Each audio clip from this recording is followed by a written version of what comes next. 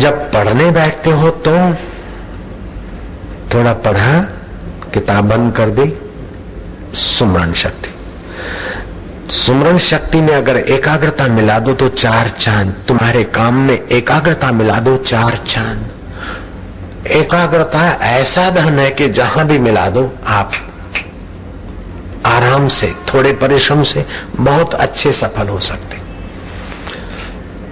मन इधर उधर जाए, पहली उंगली अंगूठे के नीचे, 3 उंगली सीधी, जीभ आधा सेंटीमीटर बाहर,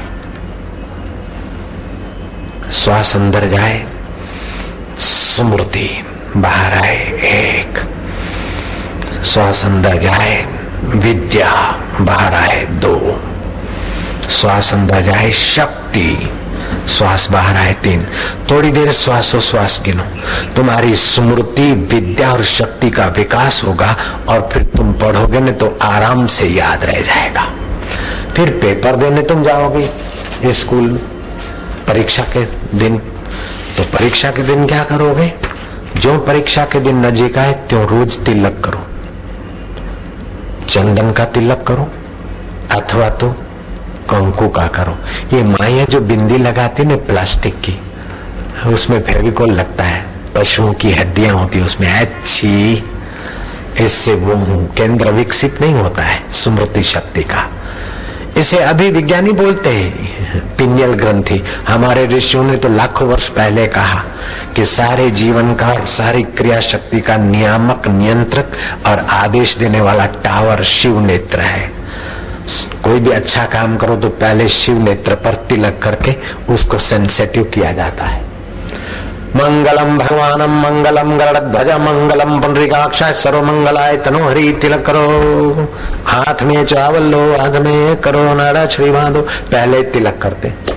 चाहे भूमि पूजन हो, चाहे मकान का वास्तव हो, चाहे शादी हो, चाहे किसी का छठी हो, चाहे परदेश से आया स्वागत करना हो, चाहे परदेश जाता है तो स्वागत करना हो, चाहे कथा में आकर बापूजी कथा करते तो पहले तिलक किया मैंने। तो यहाँ जो आप मन तिलक करते हैं तो यहाँ का जो शिव नेत्र है जितना पावरफुल होगा उतना अपनी सूझबूझ, समझ और साहस होगा। जयराम जी की। लेकिन ये फेविकॉल वाले तिल्ले टिक्के ये गड़बड़ बना देंगे। हाँ मैं तो डर गई। औरंगजेब ने छत्रपति शिवाजी को बुलाया कि तुम कई मुगलों को टोटे चबा चुके हो, मैं तुम्हारे से दोस्ती करना चाहता हूं। तुम्हारा साहसी बेटा और तुम्हारा शयाजी और तानाजी चारों आओ, अपन मिलकर दोस्ती के हाथ बढ़ाएंगे। शिवाजी बेचारे गए और बदमाश औरंगजेब ने धोखे से शिवाजी को और उनके साथियों को जेल में धकेल दिया। लेकिन शिवाजी सोचा कि इसने धोखे से हमें जेल में डाल दिया है, महाराष्ट्र का राजा को और जेल में डाल दिया।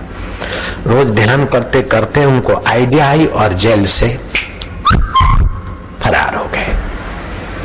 दिन दिन में तो वो छुप के रहे जंगलों में और रात को दौड़े।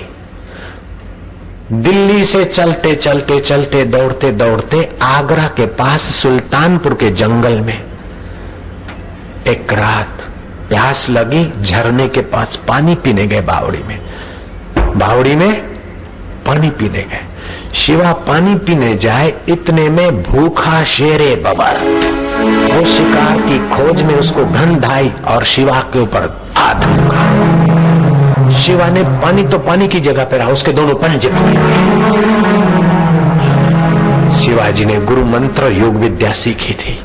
उद्यम साहसम धैर्यम बुद्धि शक्ति पराक्रम।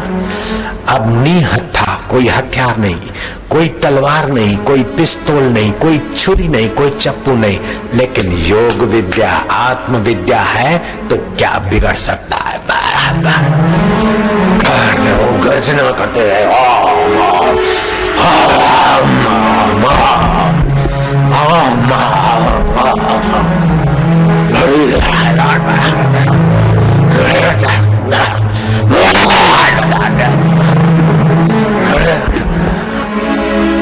आखिर शेर को चीर दिया, उसका मुंह फाड़ दिया।